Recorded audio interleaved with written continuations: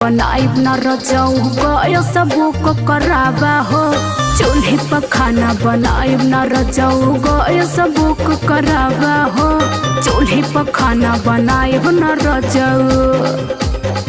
हाय कुल गैया गोरू हटा फुकौना नहीं तो अभी तो हमारा असली रूप देखले ना होवे। हमके जानते ना खूब जानत है ताऊ के जाना थी तोरे खानदान भर के जानत है। हाय कुल बेच बाज के 4 टन की पहले गैस भरा काजू किशमिश जोन बचा था तमन लेके आओ। फुकौनो नहीं तर शॉपिंग कैले हमके 3 महीना हो गया। जैसे इनके संगे आई के हमार जिंदगी न रखो गइल बा। अरे खानावा बनाओ गुस्सा थूक दे। खाना का नाम लेबा तो फेंक देबा गया मुहवा पर लमकुड़ीवा बानर हो जीवा। फुकौनो नहीं तो आल हम घोट खइहा पीस के पी जैता हम के ना देखल चाहत हुआ तो। अरे कैसे तो हाँ पीस के पी जाई। इतना प्यार करीला तब्बो हमेशा लाले उज्जर रहे। 2 रोटी बनावे के त मार डरा